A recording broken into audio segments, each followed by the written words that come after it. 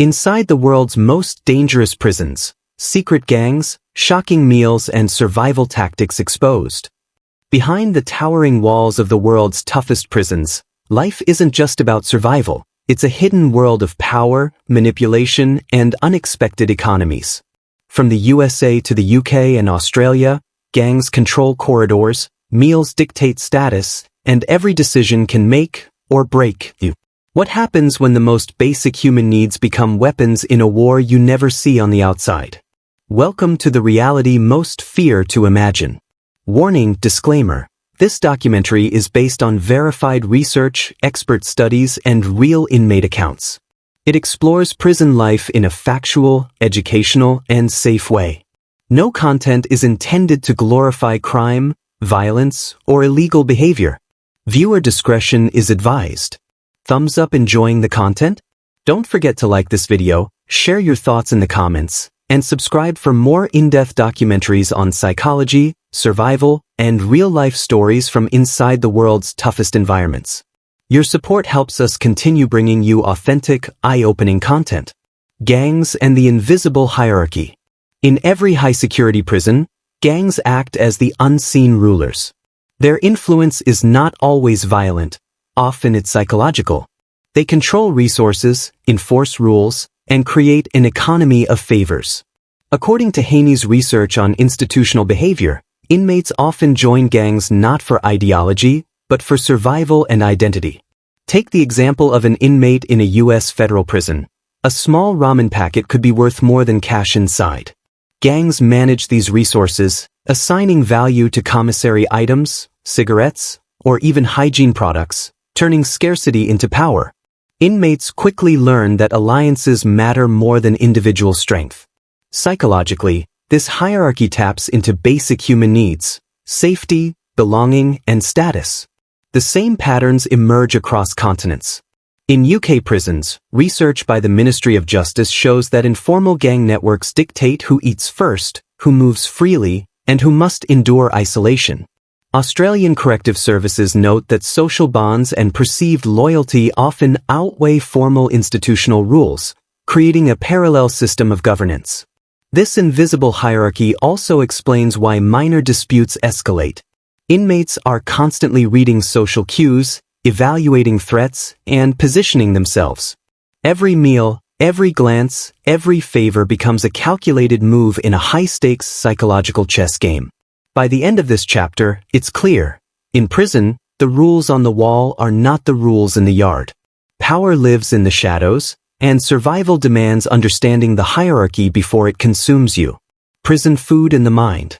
In most prisons, food isn't just nourishment, it's a psychological lever. What inmates eat, how it's distributed, and the scarcity surrounding it has profound effects on behavior, hierarchy, and mental health. Research from the NIJ and the California Department of Corrections, CDCR, shows that poorly balanced meals and limited options don't just leave inmates hungry, they reshape thought patterns, aggression levels, and social alliances. Imagine a prison meal: a thin slab of meat, a portion of processed vegetables, and a side of starch that barely satisfies. On the surface, it seems mundane, but inside, it's a currency of survival. Inmates learn quickly. Those who control access to additional food through commissary trades or gang connections hold power over others' basic needs. Haney's studies indicate that when basic physiological needs are threatened, stress, anxiety, and irritability spike, even among otherwise compliant individuals. In the U.S., the rise of the ramen economy illustrates this vividly. A single pack of ramen can be traded for toiletries, favors, or protection. It's more than food, it's a tool for negotiation and influence. Inmates who hoard or skillfully barter these items climb the informal social ladder, gaining status and safety. Psychology confirms this. Scarcity triggers competitive behavior and strategic thinking, forcing inmates to become hyper-aware of social dynamics and potential threats. Across the Atlantic in the UK, Ministry of Justice reports highlight a similar pattern. Prisoners often trade or share food to build loyalty or repay debts, creating a microeconomy where meals define alliances. Some inmates will intentionally withhold food or give preferential portions to assert dominance, illustrating how basic human needs are weaponized in confined environments. Social psychologists argue that this is a natural response to an environment of chronic scarcity, one that amplifies both cooperative and aggressive tendencies. Australia tells yet another story. Studies from Corrective services note that mealtime routines are deeply intertwined with inmate mental health. An inconsistent or poor quality diet increases tension, conflict, and susceptibility to manipulation. Inmates who can manipulate food distribution, either by controlling commissary items or influencing shared meals, gain a sense of agency in an otherwise controlled, dehumanizing environment. Beyond survival, food also has a deep psychological imprint. Haney's research on institutionalization shows that long-term exposure to inadequate diets can impact impulse control, decision-making, and emotional regulation. In other words, what starts as hunger can evolve into heightened reactivity and risk-taking, factors that increase both interpersonal conflict and susceptibility to gang influence. Take the case of a former inmate interviewed anonymously in Chicago. He described the commissary as a shadow economy, where even the smallest food item could buy safety, loyalty, or entry into a social circle. Failure to understand these dynamics could lead to isolation, targeting, or worse. The mundane act of eating in prison becomes a strategic endeavor tightly woven into the social fabric and psychological survival of the inmate population. By the end of this chapter, it's clear, prison food is far more than nutrition. It's a psychological instrument, a bargaining tool, and a mirror reflecting the power structures that define life behind bars.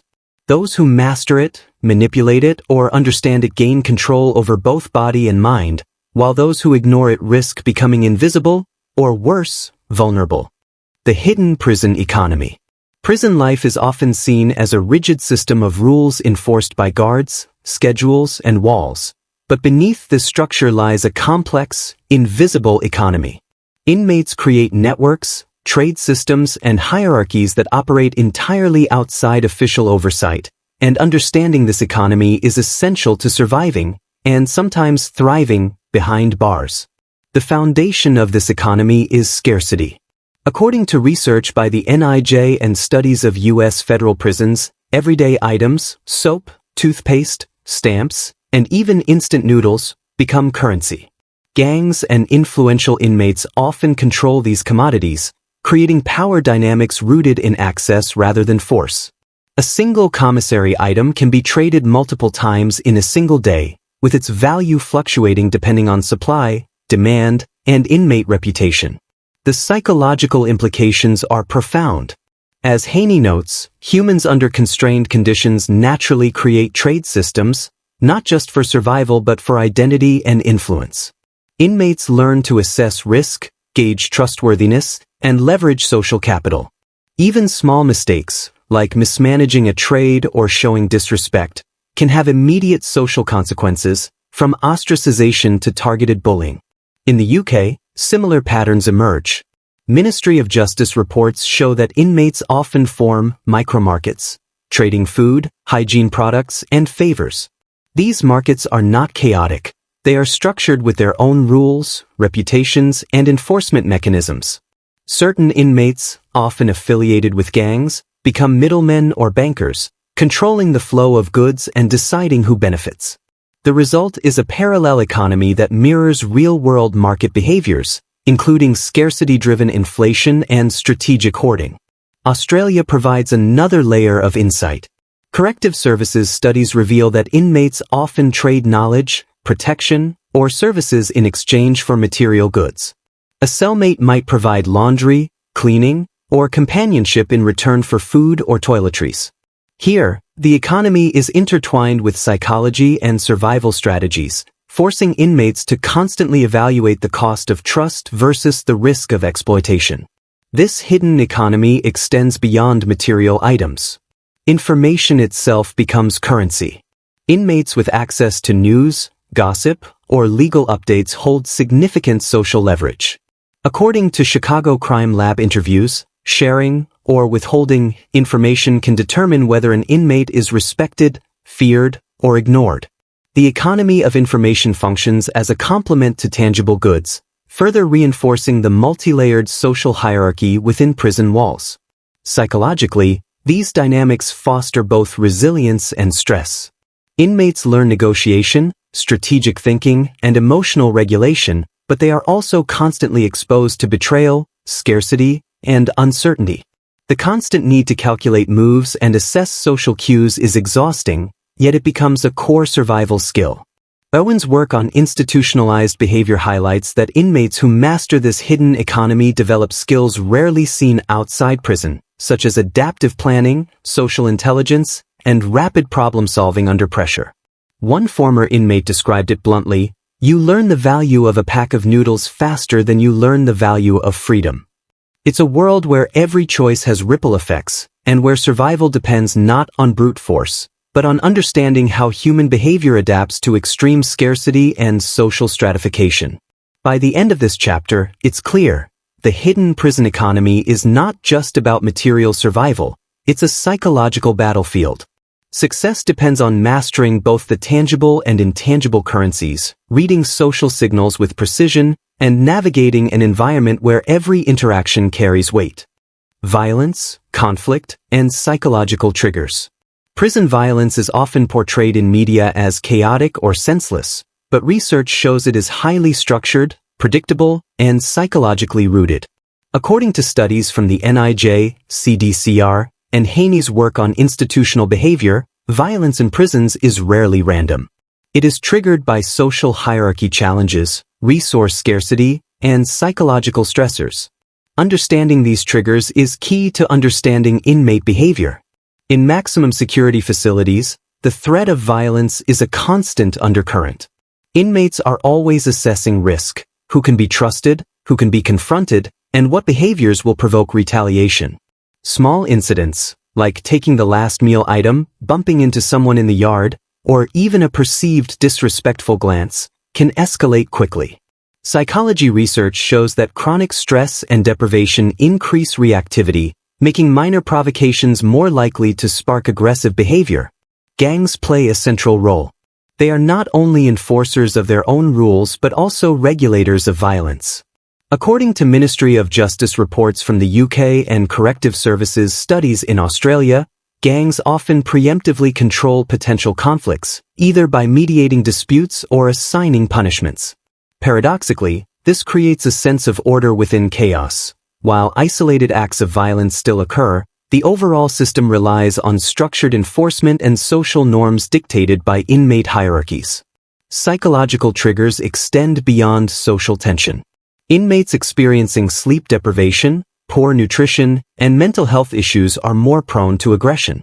Haney's research highlights that even mild disruptions to routine or perceived injustice, like unequal food distribution or unfair treatment by staff, can activate primal fight-or-flight responses.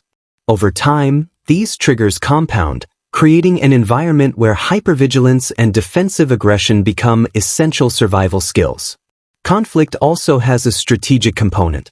Many inmates use aggression as a tool for negotiation, reputation building, or deterrence. A single act of controlled violence can elevate social standing, signal loyalty to a gang, or secure compliance from others.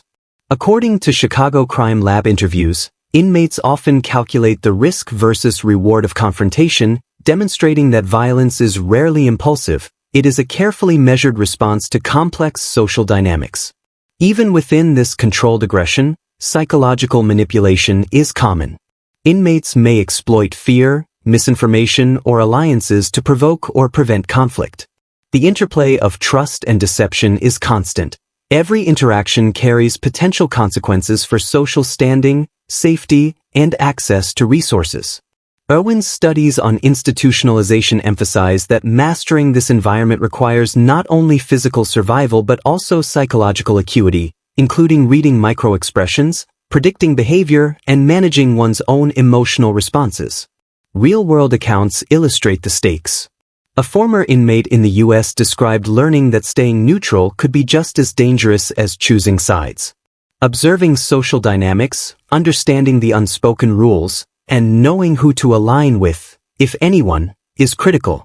In UK and Australian prisons, similar patterns emerge, Violence is not always visible but is constantly negotiated, managed, and strategically applied. By the end of this chapter, the lesson is clear. Prison violence is not mindless chaos. It is a complex interplay of hierarchy, scarcity, psychological stress, and strategic behavior. Survival depends on understanding triggers, anticipating conflict, and navigating an environment where every interaction is a calculated decision, balancing aggression with diplomacy. Mental health, isolation, and the invisible chains. Prison walls do more than confine the body, they reshape the mind. Studies from the NIJ, APA, and Haney's research on institutionalization reveal that prolonged incarceration, especially in maximum security facilities, can produce profound psychological effects. Isolation, sensory deprivation, and constant exposure to stress create what experts call the invisible chains, mental burdens that last far beyond release. Isolation, even for a few days, can cause heightened anxiety, irritability, and perceptual distortions. Haney's research demonstrates that solitary confinement triggers a unique form of psychological stress, marked by obsessive thinking, sleep disruption, and emotional volatility. Inmates report that even brief periods alone can feel like months, as the mind struggles to maintain control without social anchors. But the effects aren't limited to solitary confinement. In general prison populations, scarcity, rigid routines, and constant monitoring create chronic stress. The CDCR notes that long-term exposure to these conditions can reduce impulse control, exacerbate pre-existing mental health conditions, and amplify aggressive or depressive tendencies. Inmates often describe feeling trapped not just physically, but mentally, with each day reinforcing patterns of hypervigilance and emotional regulation difficulties. The hidden economy, gangs, and social hierarchy further amplify these effects.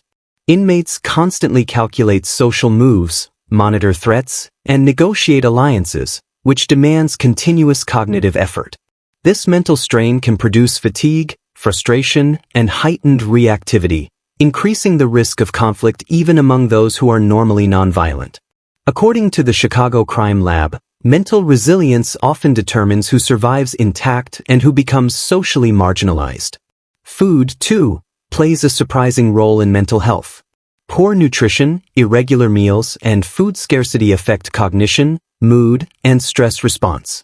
Ramen packets, commissary items, and small favors become more than commodities. They are anchors of stability. Inmates who can reliably secure these items gain a psychological advantage, while those who cannot often experience heightened anxiety and social vulnerability. Isolation also magnifies the effects of trauma. Many inmates enter prison with histories of abuse, neglect, or previous incarceration. Without intervention, the prison environment can re-traumatize individuals, reinforcing maladaptive coping mechanisms like aggression, withdrawal, or reliance on gangs for emotional support. Corrective Services Australia notes that programs aimed at mitigating these effects, counseling, education, and social interaction, can significantly improve outcomes, but access is often limited. Interestingly, psychology research shows that some inmates develop adaptive skills in response to isolation and mental strain. Hyperawareness, strategic thinking, emotional self-regulation, and social intelligence become survival tools. Irwin's studies highlight that these skills, while honed under duress, are transferable, but the cost is high. Prolonged stress can lead to lasting changes in brain function, emotional processing, and interpersonal trust. By the end of this chapter, it is clear, prisons do more than restrict freedom. They shape cognition, emotion, and social behavior. The invisible chains of mental stress, hierarchy, and scarcity create a psychologically charged environment, where survival demands mastery not only of the body, but of the mind. Survival strategies and adaptation. Survival in prison is as much a mental and social challenge as it is a physical one. Inmates quickly learn that the rules on paper, the schedules, guards, and official regulations, are only part of the story. The real challenge lies in navigating invisible social codes, resource scarcity, and psychological stress. Research from the NIJ, CDCR, APA studies, and Haney's work on institutionalization shows that those who adapt effectively use strategy, observation, and alliances to stay alive and maintain a sense of agency. One of the most important strategies is social alignment. Inmates often identify individuals or groups with influence, gangs, informal leaders, or highly respected cellmates, and seek either protection, guidance, or neutrality. Ministry of Justice reports from the UK highlight that even inmates who avoid direct gang affiliation rely on these relationships for safety, access to resources, and social learning. By understanding who holds power in each wing or yard, inmates can reduce risk and navigate the system more effectively. Adaptation also includes resource management. In the US, the ramen economy and commissary items are central to survival. Inmates learn to barter, ration, and leverage goods, not merely for sustenance but for social capital. Chicago Crime Lab studies reveal that these exchanges are highly strategic. A single item might secure protection, favors, or an ally, making resource management both a survival mechanism and a psychological exercise. Psychologically, successful adaptation requires emotional regulation and strategic thinking. Inmates must mask vulnerability, interpret social cues, and respond to threats without overreacting. Haney's research demonstrates that failure to control emotional responses can lead to escalation of conflicts, loss of social standing, or even targeted aggression. Conversely, those who master these skills gain autonomy, respect, and the ability to negotiate their environment. Creativity and improvisation also play a key role. In Australian prisons, Corrective Services studies document how inmates repurpose everyday items, from hygiene products to food packaging, as tools for trade, self-defense, or signaling. These innovations reflect not only survival instinct but adaptive intelligence, turning scarcity into opportunity.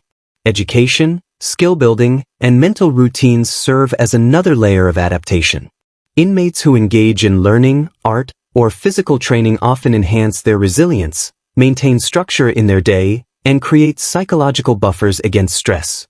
Owen's studies suggest that these adaptive behaviors reduce impulsivity, improve social negotiation, and enhance long-term coping abilities. Yet, adaptation is not just individual, it is collective. Inmates often form alliances based on shared interests, backgrounds, or mutual needs. These microcommunities provide emotional support, strategic collaboration, and protection, creating informal safety nets that exist alongside formal institutional systems. The ability to assess trustworthiness, reciprocate loyalty, and maintain social equilibrium is a critical survival skill. By the end of this chapter, it is clear that survival in prison is not merely physical endurance. It is a complex interplay of psychology, social intelligence, and adaptive strategy. Those who understand the unspoken rules, manage scarcity, regulate emotion, and cultivate alliances are far more likely to navigate the system successfully. Life behind bars is a constant lesson in human behavior under pressure, one where every move, every choice, and every alliance carries weight. Rehabilitation, reflection, and life after prison. For many inmates, surviving prison is only the first battle. The walls may confine the body, but the experience leaves lasting marks on behavior, thought patterns, and social skills.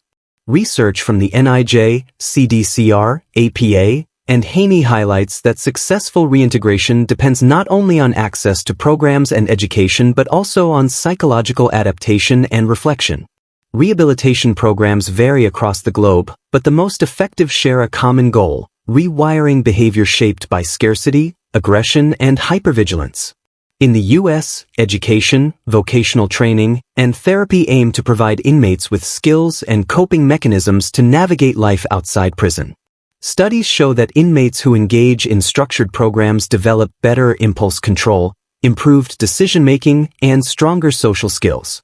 However, the transition is psychologically complex. Life outside is unstructured, unpredictable, and often lacks the social hierarchies inmates have learned to navigate for years.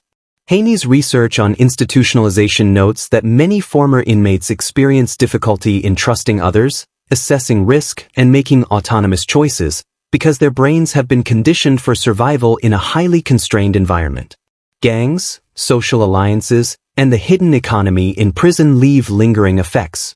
Chicago Crime Lab interviews indicate that former inmates often carry behavioral patterns into the outside world, sometimes struggling with authority, negotiation, and social hierarchies. Yet, with guidance and reflective practices, these adaptive skills can be repurposed for productive life, turning strategies once used for survival into tools for personal growth, leadership, and resilience. In the UK, Ministry of Justice studies reveal that psychological reflection and structured support, mentoring, counseling, and peer programs reduce recidivism. Inmates learn to recognize the cognitive and emotional habits formed under stress, identifying which behaviors are adaptive for prison but maladaptive in society.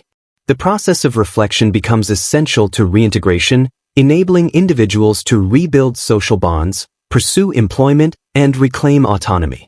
Australia shows similar patterns. Corrective Services research emphasizes that mental health support, education, and community programs significantly increase the likelihood of successful reentry. Former inmates report that understanding how scarcity, hierarchy, and stress shaped their decision-making allows them to anticipate challenges and navigate society with awareness rather than instinctual survival behaviors.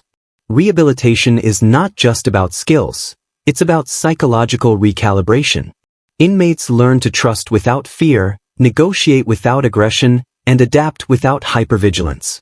The same mental acuity that kept them alive inside prison, reading social cues, managing risk, and strategizing, becomes a foundation for resilience and self-determination outside. By the end of this chapter, it is clear, prison is not only a place of punishment but a crucible for human psychology under pressure. Those who survive, adapt, and reflect have the potential to transform strategies of survival into skills for life beyond the walls, turning a world of scarcity, hierarchy, and control into a platform for growth, insight, and opportunity.